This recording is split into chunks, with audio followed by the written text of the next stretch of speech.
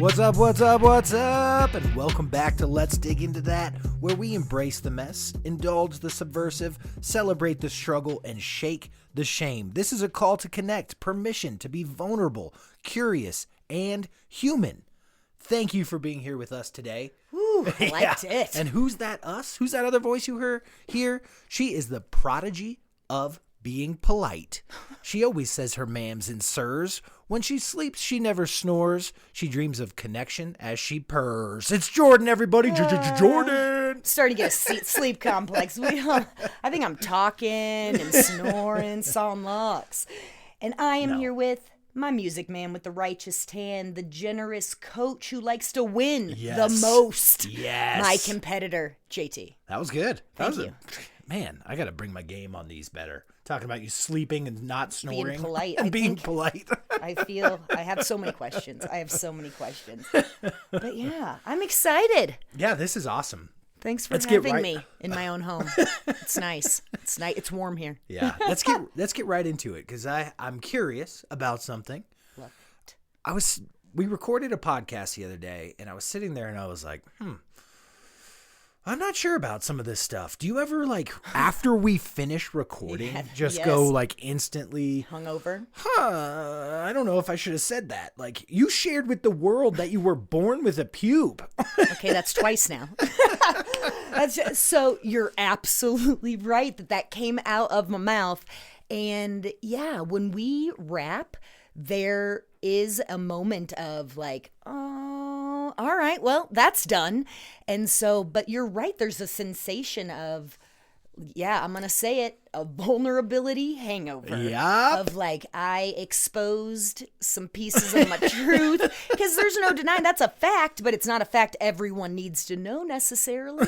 But I think it gives you a good read on where I stand in the spectrum of vulnerability, willing to go there. It's a little scary. It's one thing to share something personal about yourself with a close confidant. We're putting it out to the world. Yeah, it feels deceivingly safe down, just in this one conversation. And then our windowless basement room where we can share anything and then realize this goes out to everyone. Anyone can hear this. I sage this place constantly. I'm just burning sage in here. But it's true. You put it out there, and we do have a tendency where you're making sure sound looks good and you hit production and I'm on animal. I open the zoo and make sure all my animals are happy. And we both probably have, has that worn off, that hangover type feeling since we started recording together, where it used to be was the first one, OMG. It does feel a little more safe. I do think you get used to it a little bit. Wearing off. Yeah, I do think that, the first few, I was okay, we're about to hit publish. Oh, my God, Because I think you're so brave, and there are times we finish, and I'm oh, damn, I'm proud of him for going there. So why do you think we so often find ourselves regretting moments of vulnerability? What is that? Yes, I mean, I know, my mind kind of splits with, is it a cultural thing? You have this truth in you that somehow falls in that deep, dark secret type category. And so you're feeling we use the word subversive in our intro. I'm going to bring something to the table that might not be well received. And and again, you're going to get a reaction from a human, most likely. I mean, we'll get into posting things on the, if you write something and send it out, similar experience. Yeah. Spelling mistakes. I'm always reading my post 9,000 times to make sure I haven't misspelled something. Right. But yeah. Absolutely, Freudian slip everywhere. Of the offensive, word snuck in there. And so I think that doubt where you... Self-doubt, yeah. Because you're already kind of categorizing it as something sensitive material. And so putting it out there, there's just a lot of trepidation. So it sucks to regret it when you're this is something that you may really want to say. And I think that's probably what it's what you and I are shooting for as a lifestyle. Absolutely. I mean, I love that you immediately went, because you read. Oh yeah, I do read. You immediately went straight to Dr. Brené Brown. Yes. You went straight to her, what she calls this phenomenon is the vulnerability hangover. Yes. Thank God for this woman. Dr. Brené Brown once again strikes with giving us words, vocabulary, language for the discomfort.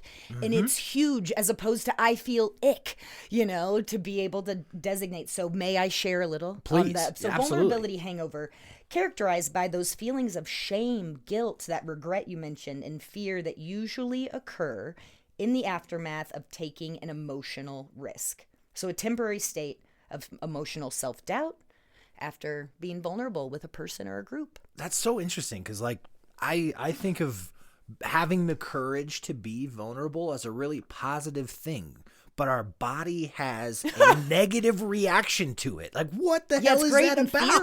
theory and execution. Like, Yeah. oh, that makes sense. Like, yeah, that's, if they know that I also am crazy about this quirky band. Like, I love Polish line dance music, and you can open up about that. Like, there's an opportunity for greater, like a cooler relationship when you find that little cute weirdo that loves your Polish tunes. Right. And so, yeah, but it's so scary. And so you're right. Why is it encouraged? You want that Right. deeper relationship, but your body goes, hold up, and it tries to shut us down. Like, Yeah. self-doubt, that's a slippery slope. Self-doubt, but also, like, I think that we get that self-doubt because we're afraid of being judged. Like, you already said this society thing, like putting your shit out there and expressing it to someone and not knowing how it's going to go. Of course that's scary. But also, if the reaction was positive, it wouldn't be, would it? Right. Wouldn't that like, be so encouraging to Yeah. find that compatriot and be able to stand there together. Yeah. And I think the most relatable is all of us can go back to when we're I'm still figuring myself out as we learn every episode, but that high school, that adolescence, that getting into college or whatever, suddenly you're an adult at 18, whatever path you take there, you're married, you're working, you're suddenly with coworkers. And that is, how do you step into that? Like, I have a tendency to come in hot, I've mentioned on first dates, and be like, if you can't handle the fire, like, Let's figure this out right now. it's best to know now. But that has come with some serious time. Yeah. Like, yes, I mean, can I ask you, like, being divorced and having to share that the first time it comes out your mouth? Yeah. You sort of pinpointed one that's probably the most significant in my life, of where I felt like, wow, I was really vulnerable in this moment. And then I have that hangover, not being able to sleep that night, sort of thinking like, man, these people are going to judge me and think differently of me and all that kind of stuff. And my divorce was challenging. It was not the typical, well, I don't know what's typical, but it was not friendly. There's no typical. And it was sort of my fault. And I had to fall on that sword. Like, my marriage fell apart for a lot of reasons, but the one that's really hard for me to get away from was I wasn't honest about our finances with my ex-wife. And so I carried a lot of the blame and felt so shameful about that. And when I had to tell other people that, ooh, man, like... So coming clean on being vulnerable to say my marriage fell apart because I messed up big time. Yeah. And I chose to be that vulnerable because it was important to me.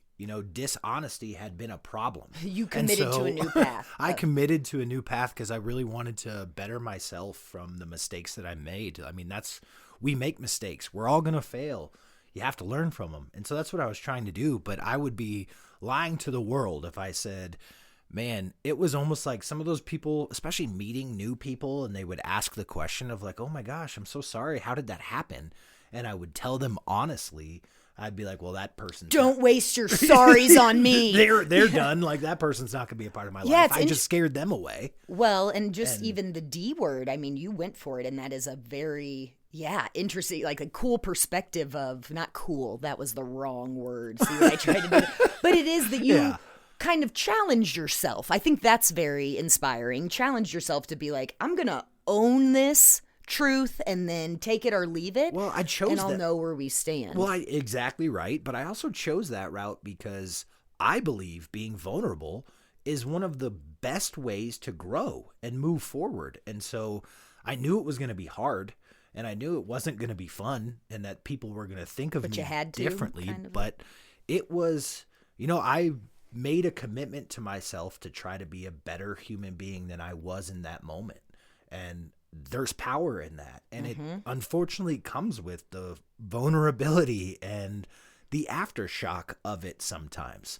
I really wish I could say the world was a more gentle place, that you could share these things and the mistakes that you made and people didn't have a reaction or a judgment. But unfortunately, that's kind of not the world we live in, as much as I wish it was. It's sort of why we do this podcast. You told me, and my exact words was, if I'm not mistaken, like, I would have divorced you too. So sweet. That's what you said to me. That is exactly what I said to you. But I was grateful, and it was in the moment I could feel, we were on the phone at the time, but like the bravery of like, that wasn't fun, and he trusted me with it. And it's true that like, that's a big fat lie, and I am all about the honesty. Yeah. But man, and I think if you don't mind, like the divorce side on my end, where I was like, whew, okay, second chance, I'm out there. Yeah. And so I'm not anticipating, and let's say I'm out social, whatever, at a restaurant, at a bar, at a friend's, and I say it very casually, the coming in hot on my first date, like, oh yeah, and I'm recently divorced. And it is a turn and gone sometimes, or the judgment face, or the reaction. You felt it instantaneously? Like people would literally turn and walk away from you? I mean, like, I think it was like the subtle, like, oh, I see someone I know. But it was pretty hasty. And again, I mean, it feels pretty like obvious what was going on. Like, you can see in their eyes the nope. Wow. Like, and so again, that I think I'm proud of us both for not letting I guess I'm never going to put myself in that position. Like, you didn't stop telling the truth. And I was like, if that's going to be a limitation, like, there's no denying, I'm not going to, and it wasn't, an opportunity. I wasn't going to withhold that. It was going to come up. Yeah. If we were going to engage in a friendship, relationship, whatever. And so, but replaying that face, on the drive home or going to bed that night or in the mirror brushing your teeth, like, ugh. Yeah, absolutely. Well, that makes me think, like, what do you do to combat that feeling? How do you cope with the hangover? What do you do to tolerate that discomfort? Because I think what we've established here is being vulnerable is difficult, and that hangover is almost sort of like gonna happen, almost unavoidable if you choose to be that honest, which, again, in my opinion, it's the way that we heal and grow. What did you do to combat it? What did you do to tolerate that discomfort? I'm curious about, your answer as well, because I instantly went back to that high school relatable where I was like the most vulnerable, aside from just pure nudity, like that's it's a pretty big one, but exposure, but like telling someone you love them, like, that is a pretty, I don't think it perhaps needs to be the most, but being that. No, that's a really good one. Yes, and so going back to youth and being in love, and like, I just remember like leaving a message on an old school answering machine and being like, oh my God, oh my God, oh my God, I messed up, I cannot believe I said that and then it was meltdown is what I was going to say, is how I reacted. So what helped me in those particular moments of my palms are sweaty, I can't believe I just confessed to the cute human that, I dare to have feelings and braces at the same time. That it was having someone, like, I lucked out. I'm thinking about awesome chicks that not only my friend base, but like with my teams I was on, that like the practice the next day. Somebody older than me, my mom's awesome. And so being able, like, she was conveniently in the house I lived in at that age. And so having someone older play it off and be like, oh, you're cool, or no, that'll be our, like, anybody to justify, accept, validate that I will live to breathe another day. So you went for that validation. And do you need that from multiple sources, or for you, like, when you have that vulnerability hangover, you're like, oh my God, what did I say? Do you just need one person to sort of validate you and make That's a great, like, could I do it for myself is a great question, but like, I think one does the trick for me. What about you? Well, I was curious because, like, to steer you in the right direction, what you just described to me is you found a safe space. You found a place where it wasn't as vulnerable to discuss the same thing. I went to where the response was a little bit, where I could play my cards right, because you better believe there were times where you go to the adult and you're like, wrong answer. Nope. Not what I needed at all. And so that's when that friend group, and that's tricky because, again, what if you haven't shared your feels with them yet? And so it is, and getting, And so for me, I am a big napper as well. And I think that if I can close my eyes, this is my not ever meditating again, that if I can sleep it off or shower it off or jog it off, like going on a walk, getting my body moving, or comatose. Yeah. One of the two extremes really helps. But yeah, that's really good. I have a lot of trial and error in this department because as we're having this conversation, I'm realizing like this is something I experience probably more than I realize. You know what I mean? Any sort of social anxiety even could be considered a vulnerability hangover. As I went. Well, I'm also sober, and me too. I can't tell you the difference between telling someone, "Oh, hey, I don't drink," versus, "Hey, I'm an alcoholic." I'm telling you, it means the same thing, but no one's really like when you approach it, and so it's unfortunate because you just said you have this safe spot. A lot of times, I find myself backtracking and changing, and that's exactly. You pulled the secret back in? Well, that I used the alcohol example because I learned very fast that telling someone you're an alcoholic versus saying, "Oh, I actually don't drink," has a very different reaction in response. And so it does. I sort of take it slower. I agree with that. And I instead of going straight to, "Hey, I have a problem with alcohol. I'm allergic to it. I break out in handcuffs." I'm pregnant is what you should say. JT's just going, "I'm so sorry. First trimester." I just tell people I don't drink, and that's not the right way. I'm kind of losing some of the vulnerability in there. You think you're being dishonest and saying? No, I don't. I think I'm just playing it safe and appeasing the societal norm. There's a time and a place, and I feel like people who maybe struggle with being vulnerable around folks, I would actually say, like, just dip a toe. You don't need to be sharing everything to the world, but get started. Trust can be built that's step by step. Exactly. Finding a safe spot, find who those people are in your life, but then, maybe it is good to kind of test the waters sometimes. I don't really know, but I think that's really good advice because it's a little self-protection. Yeah. And also still staying true to your story and who you are, and kind of dosing it out. I think I could probably take a couple notes from my first date mayhem, but that is, you are hitting the nail on the head. That's a very real recent one for me, where literally at a super fun event, tons of women, everybody's having a good time, great age range, and yes, I brought my own beer purse as I got, and it was a full of non-alcoholic beer. Full of waters and non-alcoholic. Yeah, I had my little club sodas, and it was a non-issue. And as I'm wrapping it up and saying a couple great goodbyes, I casually mention sobriety comes up, me as a non-drinker. And I see behind the person I'm chatting with the face said, "Not inviting that." I was instantly invitation restricted, cut off. We aren't going to speak. It is over. And I was the hangover I was not anticipating. And I was like, man. And then it's should I have kept my mouth shut? Right. And then I'm like, nope. Right. To stick to your truth of what am I going to do? Drink so she'll like me? That's not a thing I'm interested in. No, not at all. And so that's where it's kind of funny, but it is really shameful to feel unwanted and unaccepted and othered in that moment. It's terrible. And that's sort of, I love that we're digging into this because I'm not really sure there's always going to be this, And so I liked that question, how do you tolerate it? Because it's sort of unavoidable. And I think there's a lot of people who avoid this like it is death. You know what I mean? Being vulnerable is so challenging and so difficult and brave.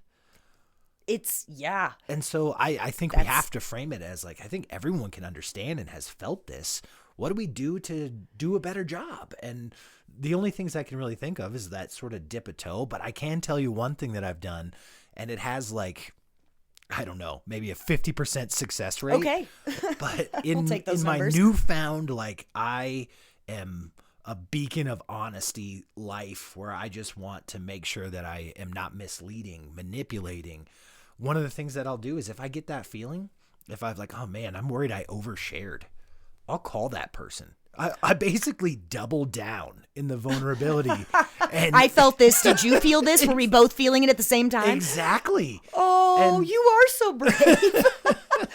Keep going. And what I found is like the people that I really connect with and the people that are willing to be understanding, come from an open mind, standpoint, they appreciate it. They're like, you know what, that caught me off guard and I wish I had responded better.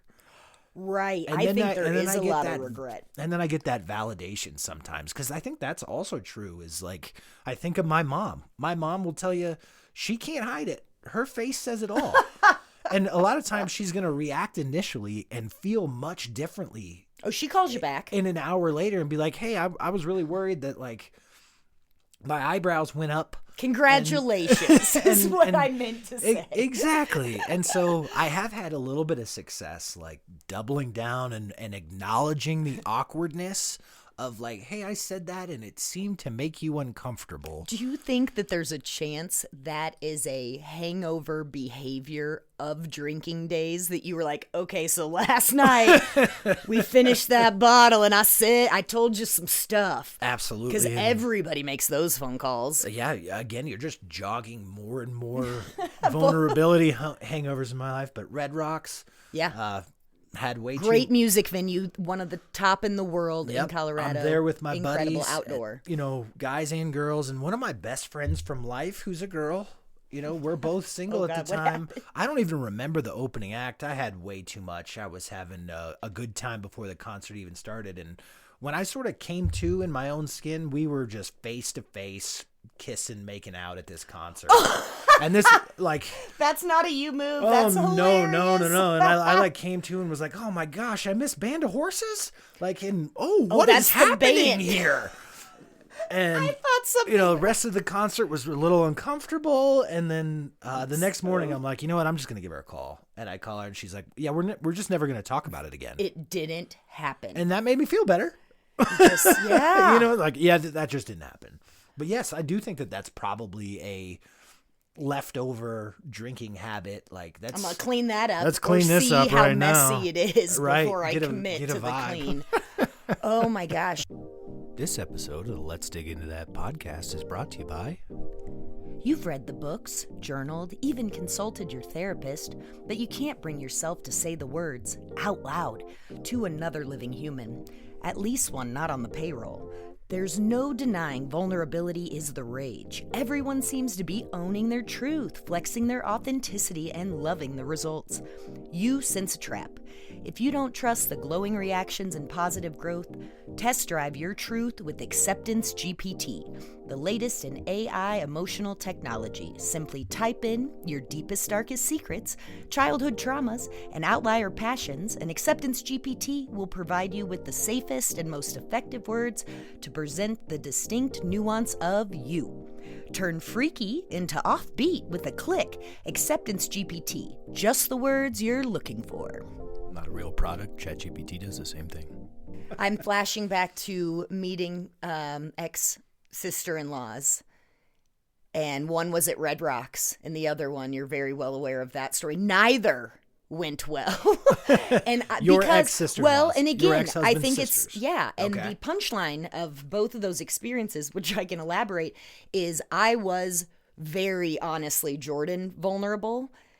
And in one case, perhaps a little extra sloppy. It was also at Red Rocks. But they canceled. We were all having a great time. And the band said, sorry, a bug flew in my mouth. The weather turned. I don't know what happened. And I was not alone. But anywho, I shared a lot of myself and it was not well received by my partner. Oh. That it was, I was doing my thing. And then it was like, you need to rein it in. Your vulnerability is blazing. And we see where we are now. And I think you can probably say, you can see that happening for me. Yeah. Well, that you're like, oh, I would have thought that would have been off the table. And she just said that at our new friend's dinner party. Like, that's a very Jordan thing. And so it's really frustrating. But yeah, I made a joke about I'm meeting her for the first time. My age were babies, 23, 24 years old. And we're at a loud live music bar. And she is gorgeous. And I'm, again, super intimidated. And I'm dating her older brother. She's beautiful and has these fantastic tatas. And we're waiting in line. And I'm going to buy her a drink at the bar. And I'm standing there. And my shoulder is right under where her boob is, and I just slid under there, and I was like, I could hold that for you for a bit if you'd like. And she thought it was hilarious. I thought it was hilarious. My man died inside, and Mortified. I ended up, I think that's hilarious. It was by a the way. huge, right? And she thought it bonded us, but I was just like, hey, I'll hold those words, because that is not something I'm sporting, so I'm very, like, comfortably deprecating in the boob arena of that doesn't bug me. I've got my dad's boobs and I'm owning it. And he probably is responsible for the solitary pube. God bless it. But that was I didn't know. Yeah, that it was going to be so ill received. Yeah, and I'm not in that. Yeah, that's a tough one for sure. So go ahead. I was just thinking about this. In that situation, but all situations, what's like the craziest thing you've ever done in response to feeling this? Like, have you ever tried to cover it up or like backtrack on like, sure. Never mind. I'm not. Yeah. Back in the closet. Yeah. You can have that back now. I don't need to hold that. To backtrack, I'm going to think about it because I feel like with your picking up the phone realization, do you have one at the ready? I do, yeah. Hit me. I have no idea why this has stuck with me for such a long time, but I've been very overcompensated about being dyslexic, and I was diagnosed late, and I had to do all these different reading classes, and I was definitely embarrassed by it, and it was definitely othering. And I got all the way up to par, worked my tail off to make sure that it wasn't a problem. He's a reader. Yeah, exactly. Very educated. But one thing that I still struggle with to this day is reading out loud. Oh, like when I have to look at a piece of paper and then speak eloquently while I'm reading something, I struggle with it. And in high school, I had done so much work and I was trying to be vulnerable and put myself out there, and when I got called on to read instead of passing, which again, teachers don't just randomly call on people, even if the same person raises their hand. Anyway, the word yacht. Oh. Well, I don't remember what we're reading, but the word yacht, and one. I pronounced it yatchet. I see it. I see yatchet. And here's the thing that I did to backtrack from it, which is just ridiculous. For like a year, I tried to work. Hold on. I tried to work the word yacht into sentences and purposely mispronounced it, like I was making a joke. You rebranded. I made the joke the first time, and so I'm continuing to make the joke. So I'd be like, "Yeah, I think someday I'll buy a yatchet. Like, that's my life goal." And I just would like work the word yacht into sentences and mispronounce it, just so because I thought people were like, "Oh yeah," and like I'm sure no one remembered. Right, but everybody for me, else it stuck with me, and I was like, I have no idea why, but because it pulled on my shame, it pulled on something that felt like it exposed me. Right, you know what I mean? That's what the vulnerability hangover is. And how tragic, because you're like, I wish you could forgive like having a legit diagnosis. Yeah, like, hey, turns out I only have one hand, tricky to drive. Like that's just a thing. Well, back in the 90s, and back in the day, it was different. Yeah, you know what I mean? Absolutely. That's really, really challenging. And again, darn it for the teachers. I remember when my cousin with dyslexia, and they were like, "Why didn't they fix this in second grade?" Yeah, that's not how. Nope. Yeah. Like that was so incredibly impossible. Hey, just quick shout out, Mrs. Baird, Mrs. Buffer. Yes. Those were my teaching. Positive shout outs. Those were my the folks that helped me get caught up. As well as several others, Miss Murray. Like there's yeah. And it's kind of amazing that we do read aloud to each other because I think it's incredibly sweet with our romance episode coming out recently. I do think we read out loud together until you correct me and I'm like, it's over. There are times when there are corrections because I have that, we all I'll do it. I'm not necessarily like a whom junkie where I'm going to be all up on you, but I think I'm helping. And there are times when he's like, done, your turn. Well, the reason I struggle with it, and this is a very common thing for dyslexics, is you have all these tricks and stuff, and you don't focus all that much. You kind of look at the first part of a word and make an assumption at the last part. Mm-hmm. And so there's a lot of times when I'm reading out loud that I'll look at a word and I'll say something completely different than what the actual word is, and you kind of have to correct me to make the sentence make sense. It helps but sometimes. it's also brings up shame, and Well, I mean, the fact that I can say Yosemite, I read that aloud, not Yosemite. Yep. It was straight up Yosemite, and that's not been recent, and it's there. And so, yeah, I flushed a little pink.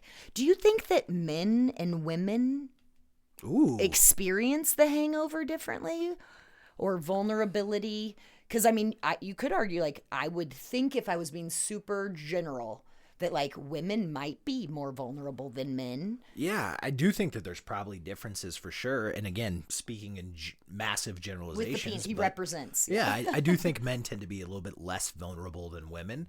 And I also think the double down on your safe place is a little bit different too. Guys don't sit around chatting about their feelings that you often. Do? What? Not with a group of other dudes. Generally, we're talking sports and all that kind of stuff. And so I would say the real difference is I bet men are more likely to avoid being vulnerable at all costs in certain crowds. And so I think that the way that this impacts people is that men probably have a very limited safe space. Like, for instance, I think sometimes you get a little hungover with my vulnerability. It's a fact. And I think some of that is because I don't have a lot of other outlets to share it. No, I think it's really great, and I don't get hungover, but I do feel, yes, I probably say it every episode, like, it takes a village, that I want to be there for you and hear you and give you that acceptance, that belonging, that all the warm feels in that moment, but you deserve for that circle to be brought in too. Absolutely. And so and a lot of that, sort of what I was getting to with the dynamic, and again, assumptions abound, we realize that, but I probably have just as many outlets, but it's not as culturally acceptable.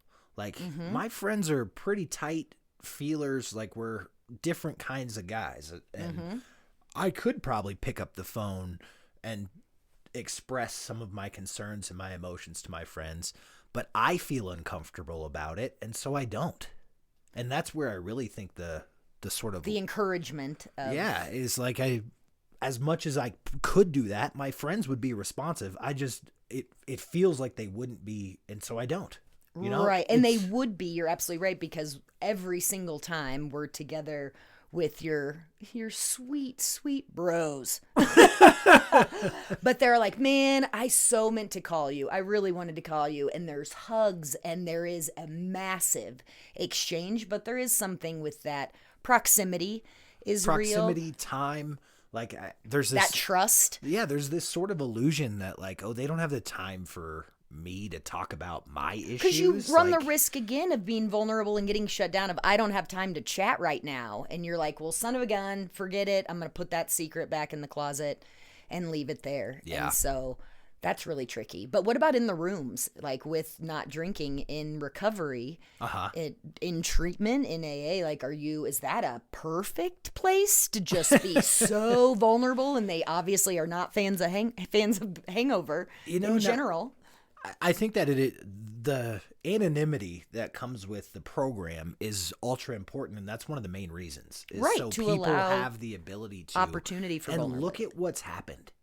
12-step programs are truly the basis of a lot of different healing programs, and it like, if you know the origins of the AA program, you see it pop up all over the place. Right, even in your yoga class, you're like, wait, is that like step 8? Like, or what? I don't know the steps as well as you do, but yeah. Well, when the program was formed, it was these actually medical doctors trying to figure out how to help people afflicted by alcoholism, and they had given up and just called it wet-brained. Yes. And put alcoholics in asylums.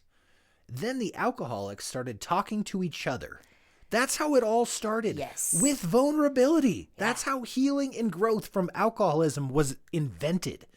Yes. So going back to my moment of invitation rejection and disclosing that I'm a non-drinker at the end of an acceptable feeling, there is a chance that that face I got in the background of like, she's not cool, she can't hang, was actually some sort of feeling threatened by my honesty, Right. knowing that they themselves might be burying a little bit of behavior or shame, or damn what I'd give, because there are equally as many when I disclose that they're like, oh my God, me too. Right. Yes, thank God. Like it happens too when people are like, you don't have kids, can we hang out?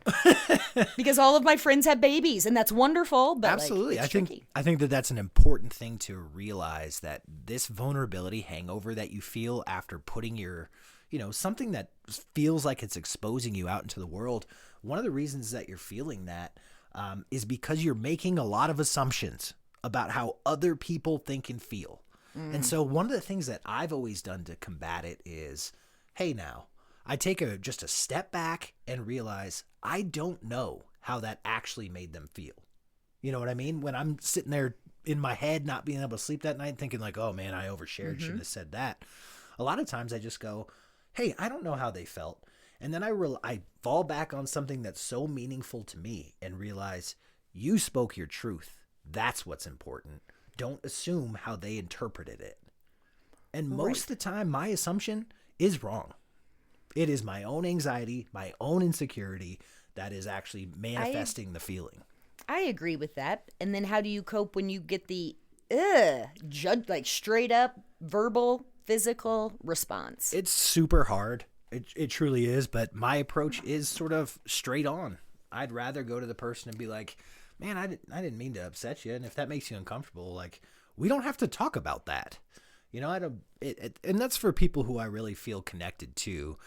If someone has that reaction to my truth that I don't know very well, I try not to let it take too much skin off my back. Yeah, you know and that what comes I mean? with it growing up, because it is really hard and you want to be like, I love to be liked. Yeah. It is really nice to be, we were just chatting about, we get to be in the center of attention, and like, man, it sucks to think that you got a little bit of vanity in there to, that I want to be accepted.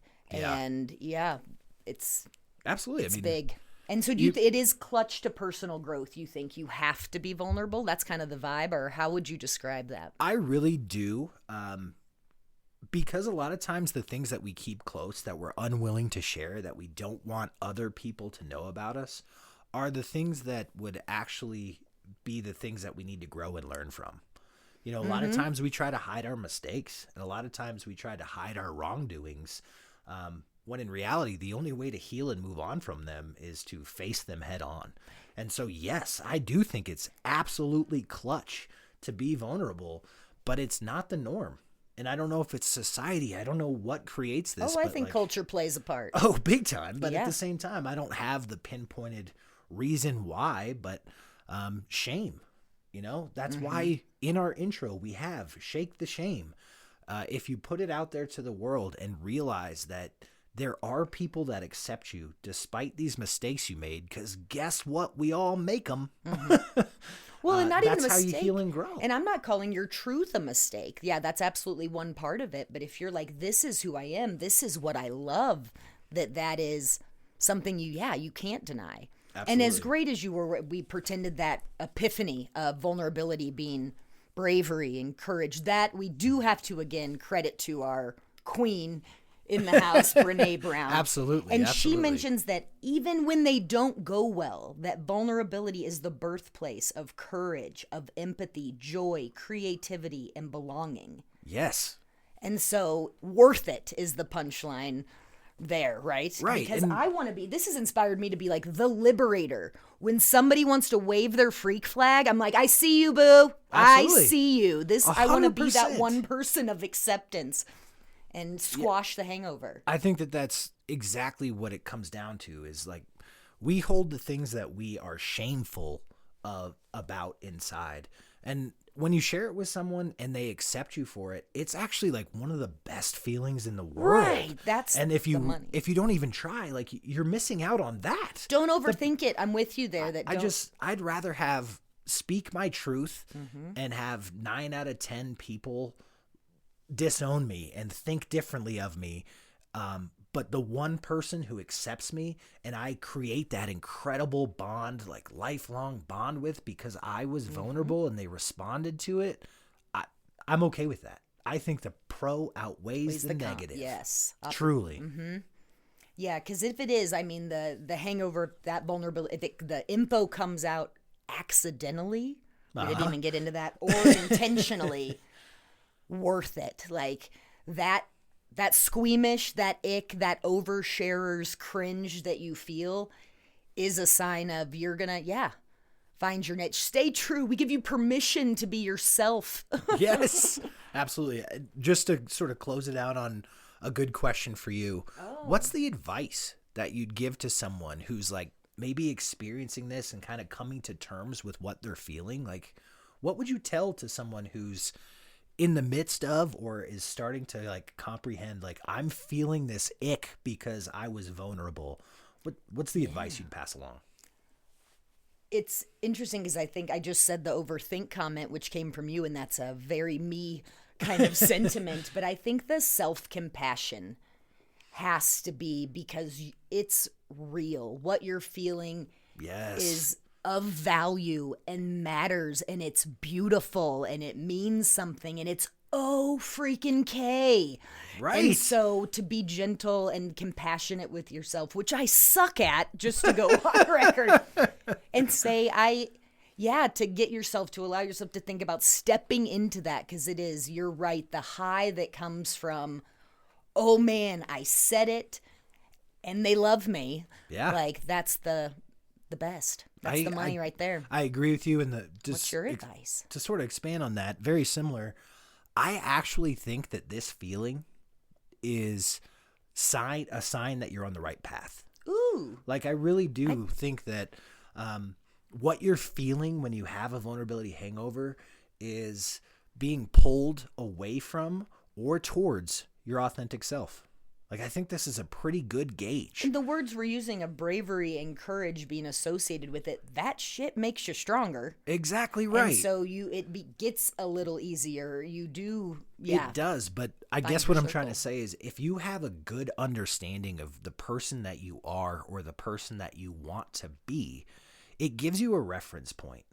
Did I overshare? Is this all in my head? Or am I pointed? Or am I doing what's authentically me? Like, did I just say things that make me feel and understand who I am? And then you kind of have this gauge of like, oh, well, if they didn't respond well, like, how am I going to take that? You know, like, if you have this gauge of who you are and who you want to be, it really softens the blow, because you can kind of lean back and be like, you know what? I was true to myself and I'm okay with that. So to sum that up, just their loss, right? Sometimes it can be that way. Yeah, And if it's part of your inner circle, for it. That's something that you can continue to have a conversation. Those are my double down moments, when someone I really trust and care about has a negative reaction to something I said.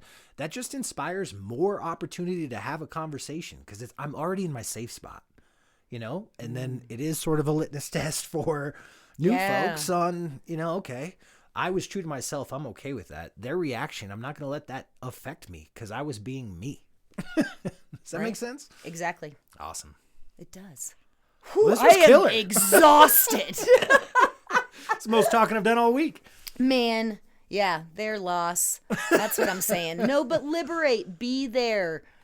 Be open-minded. Like, and maybe check yourself if you're going like, ooh, why would they even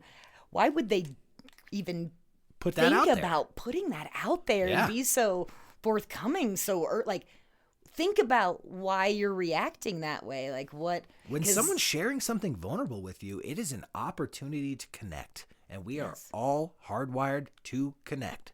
That's right. Women's bathroom at a strip club. I'm just saying, the stories you hear.